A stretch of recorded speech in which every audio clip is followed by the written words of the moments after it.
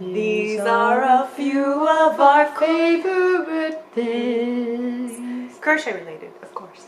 Hello, welcome to the Crochet Cakes YouTube channel. Today we have another podcast chatty style video for you, and I am once again joined by your favorite and my favorite co-host, Caroline of Mind and Muse Crafts, who is also known as my mom, in case you are new here. We hope that you had a good weekend. If you celebrate Thanksgiving, then we hope you had a good Thanksgiving. If you don't, then we at least hope you had a good start of happy holidays.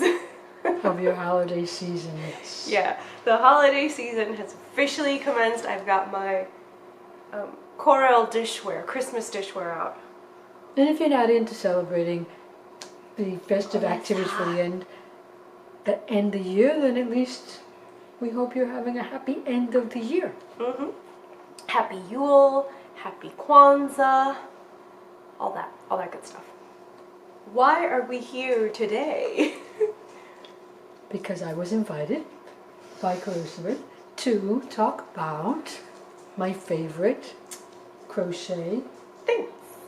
Craft related things. So, ages ago, at the start of the year, at the start of 2023, a couple of you wrote and asked if I would do a video on my crochet must-haves, crochet favorites, and I thought, or what better season to do it in than when you have to buy gifts. Now I know Black Friday is come and gone. I don't really like that name, but you know what I mean. The day after Thanksgiving where you get lots of sales, it's come and gone. But there's still some pretty good sales happening, especially for Yarny related gifts. So we know most of you may have these things already, but if you want to gift them to someone else, then we hope you get some gift ideas. But either way, these are our crochet must-haves. So I just kind of divided my crochet must-haves into what would have I liked to have when I was beginning to crochet, and I also went to Discord to ask you guys what you would have liked to have, what knowledge you would have liked to have when you began to crochet. And then I went kind of in depth into my crochet must-haves. So these are things that I really would find it hard to get along without. So that is what I did. Okay, and I just went all selfish and I just did all the things that I like to have when I am designing something new, or maybe not from the very beginning, but at this point in my crochet, what would you call it? Crochet journey? Or adventure or whatever. Crochet life? At this point in the crafty side of my life, this is what I like to have. So I'm going to go straight to the me and be selfish. No, I mean, it's not selfish at all, because we need these things because we are the ones doing the crochet, right? So I don't think it's selfish. But at the very beginning, a consensus that we had, and it was also going to be on my beginner crochet list, was ergonomic crochet hooks. I think that when we tend to start any project, we don't really want to invest a lot of effort, money into it. And when it comes to tools that you need for your hands, that is a mistake, because our hands are precious and we should take care of them at the very beginning of our crochet journey and not do like I did and wait till you get tendinitis and then you get your ergonomic crochet hooks. I guess some of us, it's just that when we start out, we didn't start out thinking this was going to be something that we were going to be doing all the time, and so we just grabbed whatever we had. As Clarissa says, finding the right hook for your hand might require an investment, because you kind of have to try out. I mean, my next door neighbor, who's also my sister-in-law, has crocheted forever, since I have known her at least, and she has always used the Susan Bates hooks. Yeah, she doesn't like ergonomic crochet hooks. She says she can't crochet with them.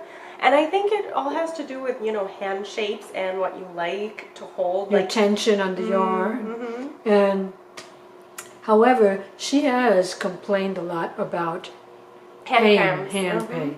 So yeah, maybe it's that, it takes some time to get used to an ergonomic hook, and we don't all have the same preference. For example, I prefer tulip, and Clarissa's favorite is either Crochet Amour or the Furls Odyssey hooks, but unfortunately the Furls Odyssey hooks have been discontinued. So my favorite is, so it's hard to pick a favorite, because here's my thing.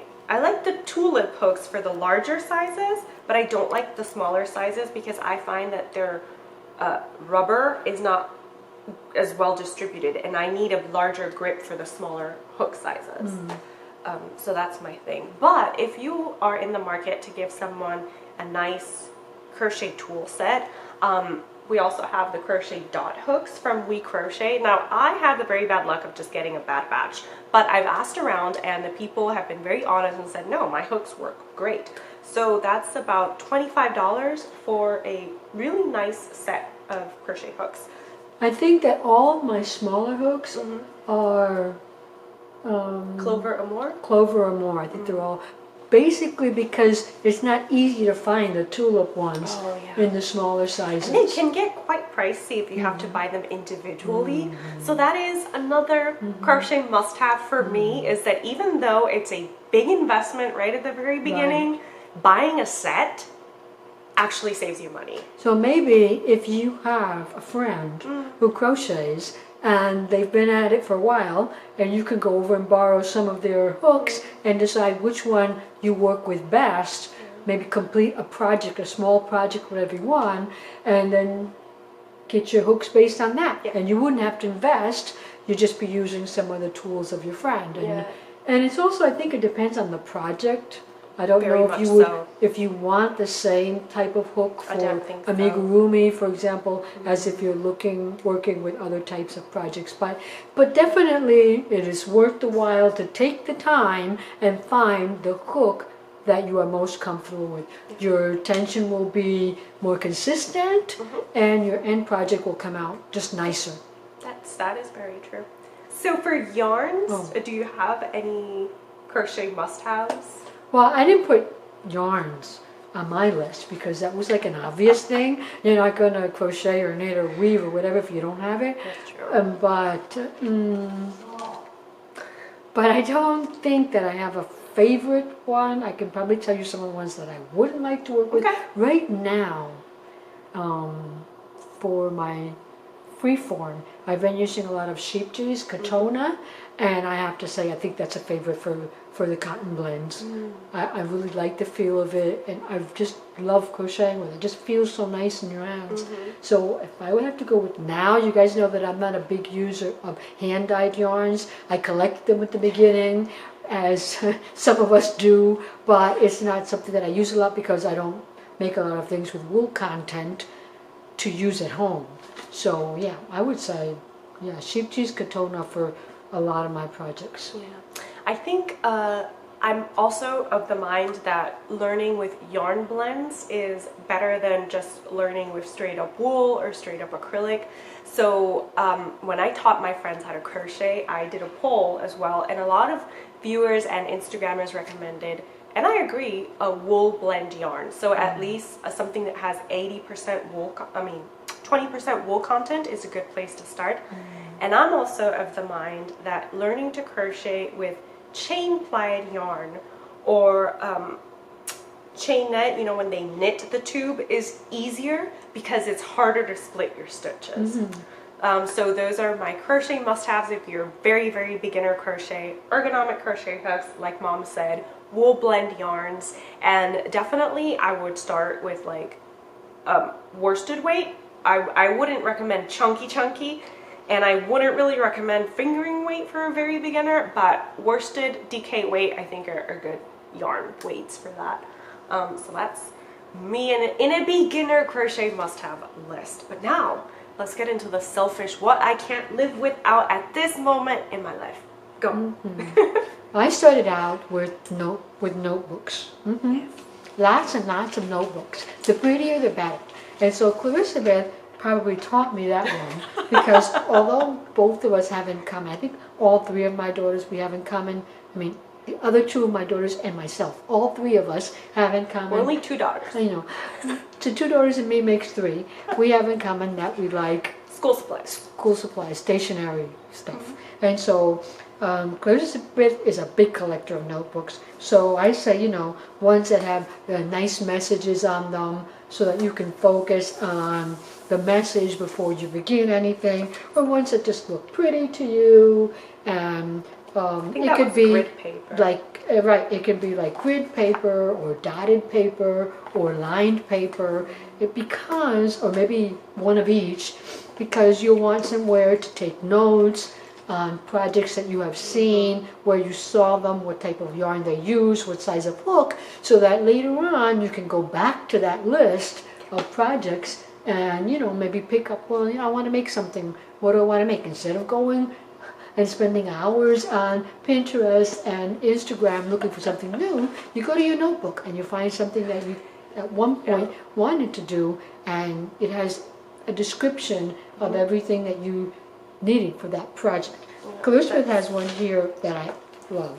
This is called I Do Not Care. I think that's a good thing to look at. I think I got that one at Walgreens. To look at every morning. Well, the thing about it is the way she used it. This is kind of like a journal.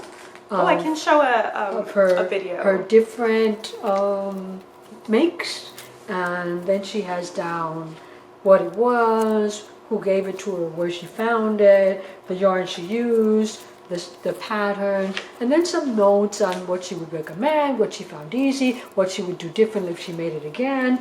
So, and with the dates. So I thought that was a fantastic way to use a notebook. It's like my Ravelry, but written because I like to use pens, like Mom said, all the school supplies.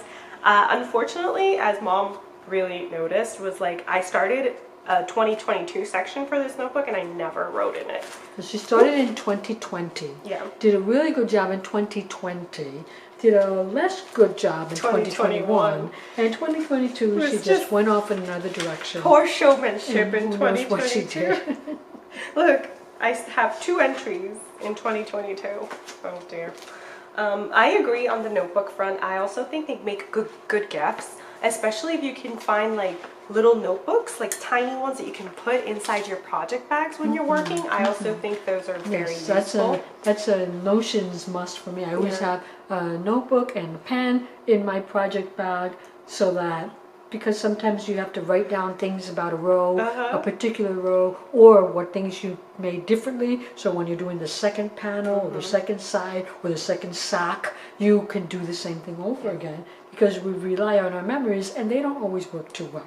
I find it funny because one of my crochet must-haves is also a Notions pouch, but I divide my Notions pouch. So I have a knitting Notions pouch, and that one has, you know, needle stoppers, it has my knitting stitch markers, it has a knitting little notebook, and it has all the little knit tools that I need. And then I have a garment bag Notions pouch, and then I have a sock Notions pouch. So I've divided my Notions pouches based on what are the tools that I most use when I'm crocheting or knitting these different things.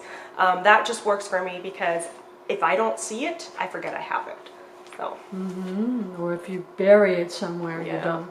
Yeah, I think 3 is a better idea than what I do. In every project bag, I have a Notions pouch. Oh no, then I lose track of the things I have. I used to do that. I used to have a Notions pouch dedicated to each project bag, but then I would mess up my stitch markers, which, by the way, that's another crochet must-have, stitch markers.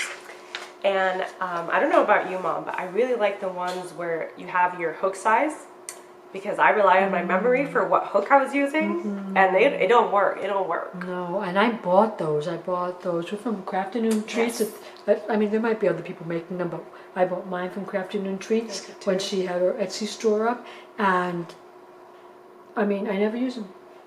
Oh, I have a whole pack that goes from maybe 2.5 all the way up to whatever, and I never use them, and I'm always wondering, where do I have, I know I have these stitch markers that you, when you're going to take the hook for another project, you put the that in so you remember what hook you were using. I never find them. That's the thing. Well, so that is why you need my other crochet must-have, which is an organizer for your stitch markers.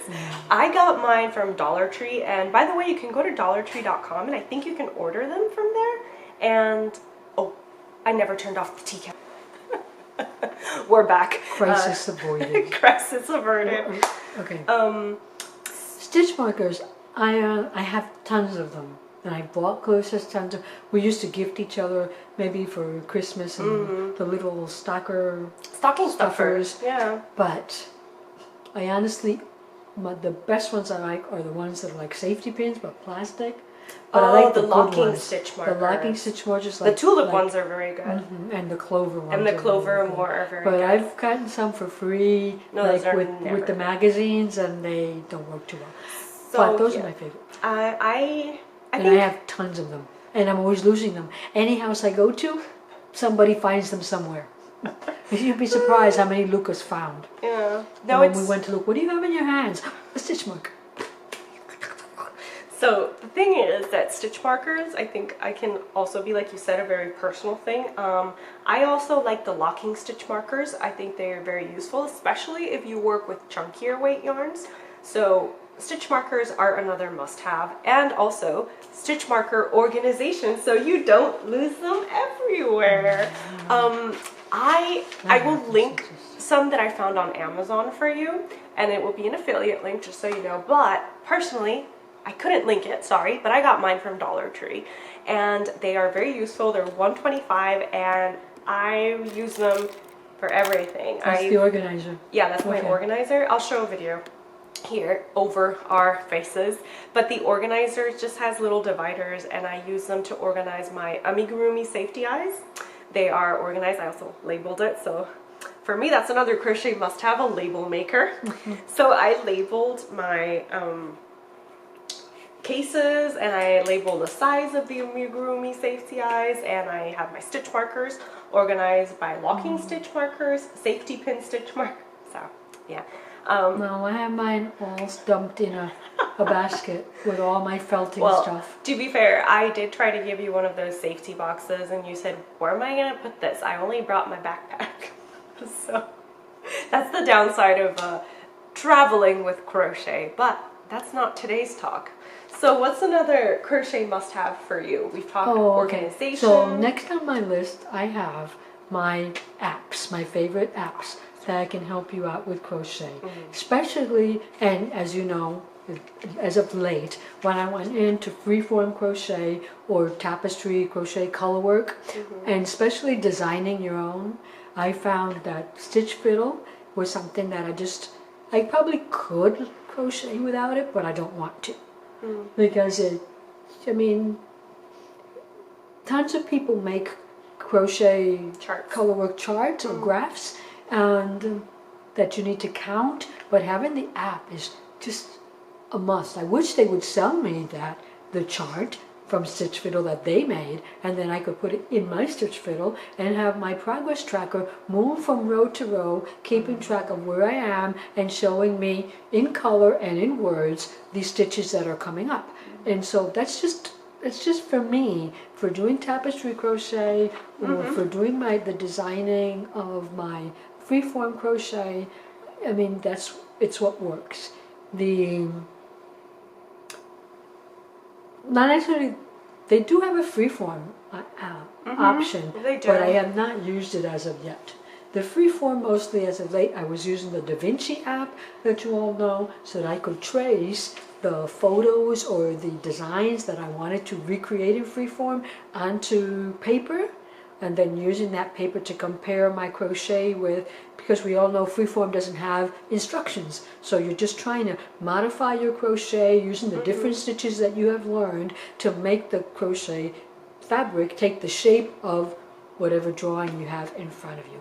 Elizabeth has one on the wall right in front of us of the one that I made for her birthday last year. Yeah, it was in March, and yeah, it's something that I really like to do when I see something that I like, and I'm up for one last freeform crochet of the year. I promised myself I would do one last one because of Sunbird Crochet.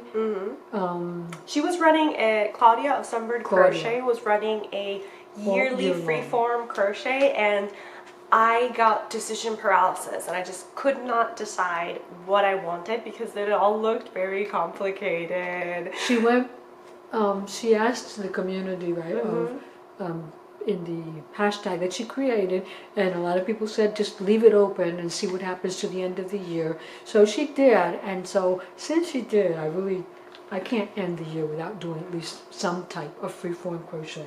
So I'll be going back tomorrow to my home in Puerto Rico, and so that's one of the things I hope to pick up, because for me to do freeform crochet, I need silence and I need to be alone because I need to concentrate. And I get that. That's like grading patterns for me. I also get that. Funnily enough, I also had an app.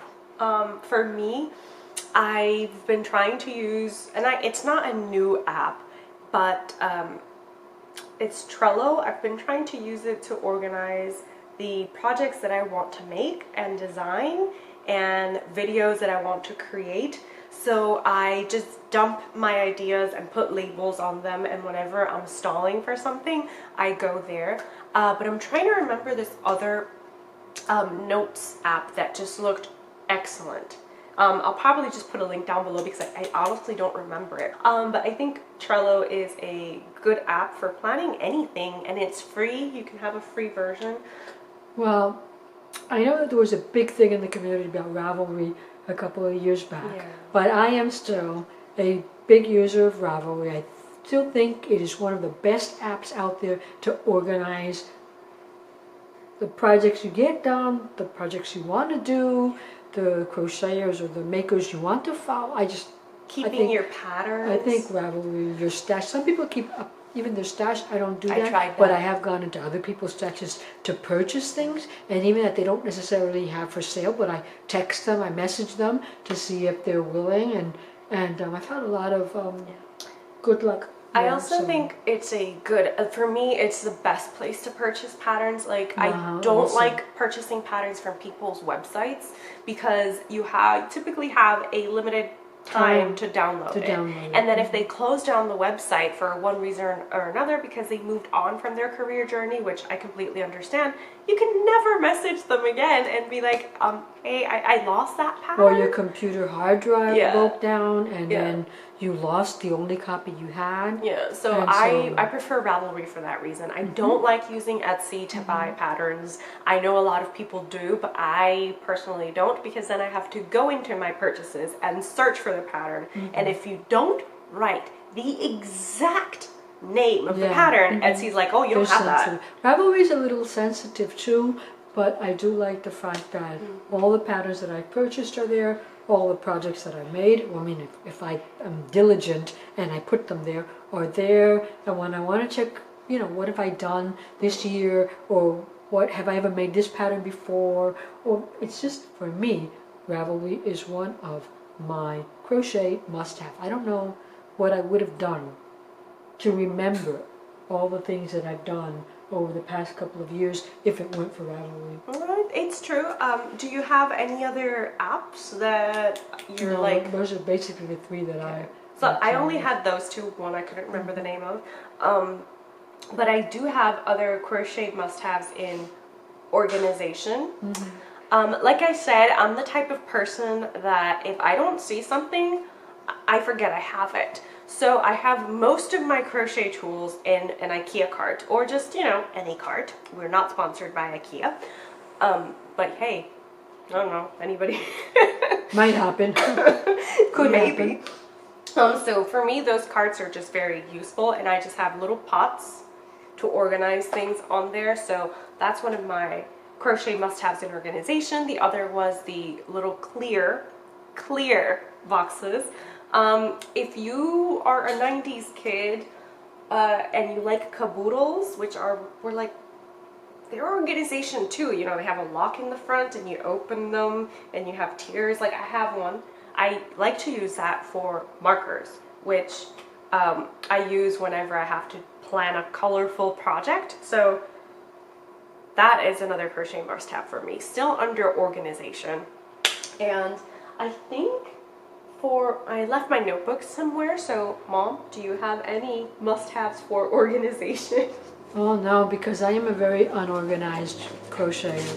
I don't organize anything. I have my husband set up my craft room with shells, and I stuck baskets in those shells, and those baskets are full of stuff. I purchased a what do you call it? Where you put the ball so you can pull it through and it doesn't jump all over the place. That's another crochet must-have. A ball a yarn ball. A yarn ball, but I use that to put all my magic markers in. I've never used it to actually put in my yarn ball because it was ceramic and I was afraid it would fall on the floor. Yeah. But so in terms of organization, I'm blank because I'm not a great organizer.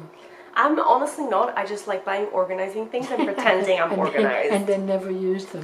But in terms of my must-haves, I've got one that hasn't been mentioned. And very early on in our crochet, we learned about the benefits of blocking. Mm-hmm. So I think a must-have for me would be mats, or that you can either, the kind that you build together, like the kindergarten placemats, so that you can get as big as you need to. But for me, that space to block with the pins, appropriate pins, is really important. Now, every project is blocked differently, so not all needs to be stretched and blocked, or not all just needs to be lay flat, but you need somewhere to do that. Yeah, and so, it's true. And if you are in this tendency as of late, you're one of the ones that loves making granny squares.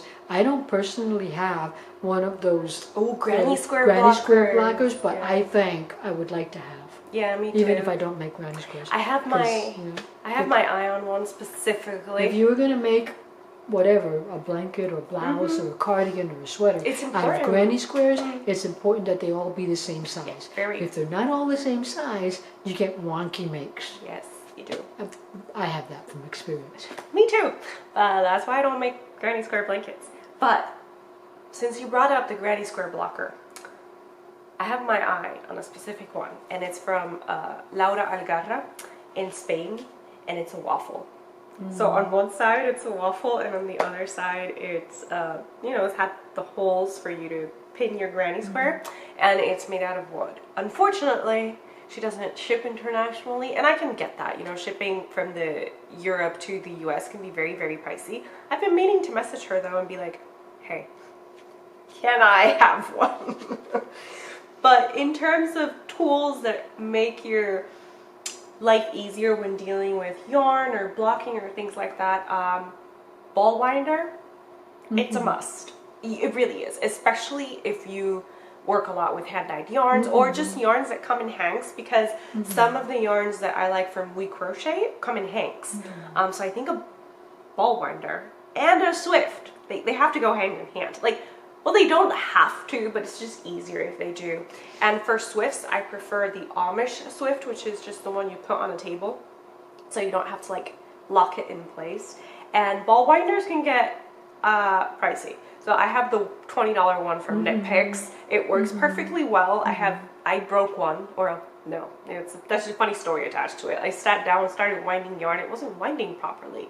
So I told my husband, I was like, did I do something to this? And I see him just looking away, and I'm like, did you do something to this? He's like, I may have crashed it. Crashed? Yeah, he hit it really hard with the vacuum, so it kind of unhooked from the table and it fell on the floor, and it was a long fall, so it was good. But I used my ball winder for ages with 2 chairs. Yeah, that's when I put the hank around the 2 chairs at an appropriate distance so it was nice and taut, and that worked well for me for a long time. Then I got gifted a Swift for Christmas, but I think again the Swift is something like the ergonomic hooks, where everybody likes a different one. And the one that works best for you is not the one that works best for me. The one that I was gifted, we don't have a friendship. No, we haven't. We're not getting along because it tends to move on the table as I'm rolling my yarn, and here it is rolling across the table. And mine stays it tends to. I don't know what it is about how the umbrella.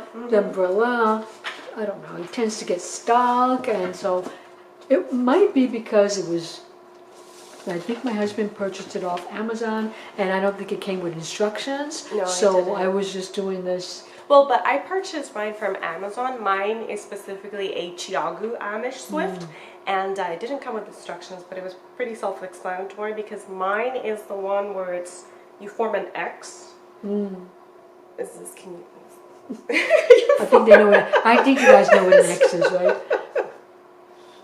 Yeah, You form we got an the X, idea. and you put the pegs. Okay. So it stays on the table. Mine doesn't move because mine's not heavy. I think the problem with yours is the base is not heavy enough for the umbrella, so it doesn't really hold it in place. I don't know what it is. But I anyway. guess maybe I think I threw out the box. No problem. But I should have looked it up and to see if there was a YouTube tutorial on how to use it. Yeah, Because that's where I usually go for a lot of things. that's true. My YouTube tutorial. So I have two more crochet must-haves, and one of them might be a bit unconventional, and one of them can get pricey. So my other crochet must-have is a tablet. I like to keep all of my patterns on my iPad, and I have a pretty. My little lady's old, but she works, so that's the important part.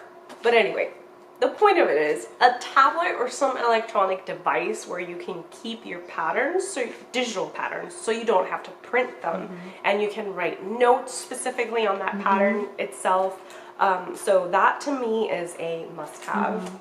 Yeah, I've had one that my husband, I think, gifted to me. Somebody gifted it to me for Christmas. It was The Kindle Fire? On sale for the Say for Black Friday. Black Friday, and I download all my patterns to that because that's the easiest thing to do. You always take it everywhere, don't you? So if you're traveling, you can just. And it's a lot more economical than printing out patterns. I mean, I used to have this big folder full of patterns, but those patterns are already or either on my computer or on my tablet. So, yeah, I guess it's a matter of getting used. Some people prefer to read the pattern and scratch and write on it, and I just think that I like to have it on my screen and work with it. I Take do it too. anywhere, and I do like that. My next unconventional must-have is tiger balm or some sort of massage balm or oil for when you crochet for way too long and you start getting cramps in your arms or in your joints. So for me, that is a crochet must-have because it happens to me all the time.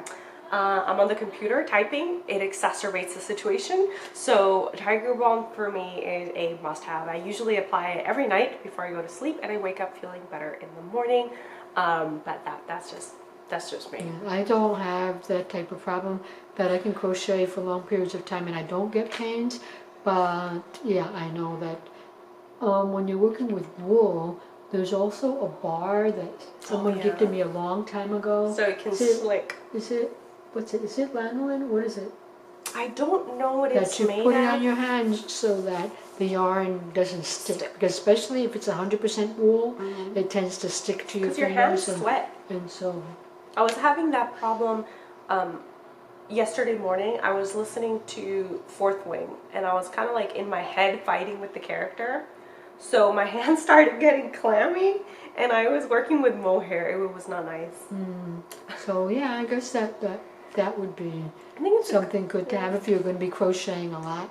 I had down something more basic. For example, I think good lighting is important, especially as you get older. Good lighting is something. I mean, doesn't matter what color yarn you're working with, but especially with the darker colors, having a good maybe neck light. I know that Lumos. yeah, all over. Was it Lumos? Lumos. Went crazy all over well, at least my Instagram feed a while back. My husband had gifted me a neck lamp for my birthday off Amazon, and it turned out to be no good because the light wasn't strong enough. So I didn't really know. It had to be really, really, really dark in order for you to have it on, and I don't crochet in that situation. Or then I purchased a sale, on a sale, the Loomis, and I do like it for the darker colors. When I like sit down and just crochet next to my husband, he's watching TV and I'm crocheting, I do like that lamp to illuminate, you know, what you have. And I know you've seen it all probably if you're on Instagram over your feeds. I guess they gifted that neck lamp I to was several gifted that neck lamp. crocheters, a lot of crocheters. I didn't, I had to buy mine. But but I think good lighting is essential for when you're going to crochet. Oh, and like a comfortable place to be, I think is also really good. And that can entirely depend on you. For example, Mom can crochet on a bed. I can't. I cannot. I need to be sitting down. I need to have my feet resting or flat on the ground. And speaking of comfortable places, this might be something you didn't think about, a gaming pillow. So a gaming pillow, you place it on your lap, so it can get a little warm, but you place it on your lap and it's a comfortable position for you to gently rest your arms while you crochet or knit. Okay. I forgot to put that on my wish list. Okay. Yeah, and that was probably the last thing that I was adding to my list, was a comfortable chair. Because, yeah, it's true, I can crochet on my bed if I'm propped up straight. And, but it isn't the most comfortable place, maybe. I like a good chair, and I can't rest my elbows on the armrests of the chair, because then I get pain. I need to have them off of that, so maybe that pillow is something that I could try also. I have a lot of pillows now at home because Clarissa says that my eldest daughter gifted me a throne for when I had my surgery, and that has like 8 pillows of different sizes and stuff, so probably I can find one that I can put on my lap. The gaming pillow is kind of like U-shaped, so it looks a little bit like, you know, when you're what are those chairs where you put toddlers to eat? Oh, okay. Like that. So it's a bit like that, and it goes around, so you can have just your project here in the middle, also supported. And you're resting your arms, not your elbows. Yeah, on. exactly. Okay, that makes sense. Oh, I forget it. It's I was gone. going to add something about the Throne? Oh, what I was going to say was that the throne, yes, you reminded me of it. Whatever chair you choose, I read recently that it was very important to have lumbar support. Yes. So they also sell pillows for that, that go directly on your lumbar section. And during my surgery, during my recuperation, I did find that lumbar support was very helpful to be sitting in the right position. So the actual Abdomen? Yeah, I wasn't putting pressure under my abdomen, so that my wound wasn't painful. It wasn't painful to sit when you had lumbar support. So yeah, I think that could be another one, a lumbar pillow. They have a lot of lumbar support pillows out there also. So yeah, I think we made a good list here. Yeah. I think we covered all the things basics. you can go running and adjust your Amazon wish list and put on some of those things so that you can. Yeah, that's true. And if you need a couple more of ideas, I'm going to link my Amazon storefront down below. There's a section called Crochet Tools Must-Haves that I'm adding all the things we mentioned here that you can find on Amazon. And there's a section called Cozy Crochet Corner, which is the comfortable space that if we had enough place in the house, I would create. And it features, I think I took off the armchairs because I actually got one of those armchairs and I returned it. I was like, this is not comfortable. It looked beautiful. It is not comfortable. So, you know, those are the things that you have to play around. Maybe you need a combination of a chair with the right pillows. Oh, no. I found the right chair. It, unfortunately, is a Herman Miller egg. I call it the egg chair. I forgot the type of, I forgot the model, but it looks like an egg. And it's also a, you can, like, recline in it. That's the word. And I found it at the outlet, and it was $1,500. Okay, well, we can't all have that, right? So, but my goodness, we'll have was it a good chair? Chairs that we thrifted, and then we want to improve them, so we just buy the pillows. Lumber pillows. Right. Yeah, exactly. Because guys, I get it. Money's tight. Money is tight. But that one would be my ultimate wish list gift, is that Herman Miller chair. And it was in a beautiful blue color that went with our living room. Oh, wow. We almost walked out of there with it because my husband was like, that can't be comfortable. And then he sat down in it and he was like, why is this so comfortable? Like, I know, it's perfect. Wow. But yeah, no, so I hope that you found this inspiring and that you got ideas for your wish list, or maybe ideas to put together a little gift for someone else during this season. Remember, it's not all about the gifts, you know. I think the important thing is to show that we care, but we all like to do little gift giving now and again, so I hope that we've inspired you. It doesn't necessarily have to be during Christmas No. or a birthday. It could just, I mean, any day of the year is a good day to give and receive a gift. If you give a little love, then it all comes back to you. Yes, in Don't some way or the copyright other. me. In some way or the other, yeah. So- gifting heals. It does. It kind of does, I think. But yeah, let us know. Did we mention things that you're interested in? There's something that we mentioned that you had never thought of as a tool that would enhance or improve your crocheting? Or is there something that's on your crochet or crafting must-have list that we didn't mention? If you sew, what are some of your sewing must-haves? I'm very, very curious. I know organization can be applied to any craft, to be honest. But yeah, we had a lot of fun creating this list for you. And thinking about it. And we've been trying to record it for a week now. This week was crazy. Yeah, it was. We were all happy to be together after thinking that we might not be able to be together. No, it was very nice. I like Elizabeth. Obviously, this is her home. My son came with my grandson. That was a total surprise. And my sister-in-law. My oldest daughter. Yeah, she's my sister-in-law. Yeah, she came too. Wow. And my eldest daughter came also. That was planned, so we knew that was going to happen. But yeah, it was. I mean, things happened maybe that didn't make it the best. But, you know, those are just things that we'll remember later on. Do you remember that year that we got together and this happened? So we had a big meal, a wonderful meal that we were still eating until yesterday. And I may have made too much turkey. It was a nice time. And I think we're all ready to begin. Oh, no. Now, the end of the year, planning for what next year is going to be like for us. Yeah, definitely. There might be some changes next year. We'll talk about it in probably the next Crochet Cakes Chatty video, but we're excited to just be here and spend a little crafty time with you. And with that, we want to wish you a farewell, very fond farewell, because this might be the last video that we do together this year. This year. Do not think we are just poof gone. No. But yeah, thank you so much for all your support and for everyone that commented that they wanted to see us together, because that's how we started the Crochet Cakes channel. Sure. So have a blessed end of the year if we don't see you together again, although separately we might. And happy crafting. Have fun while you craft it away. Bye.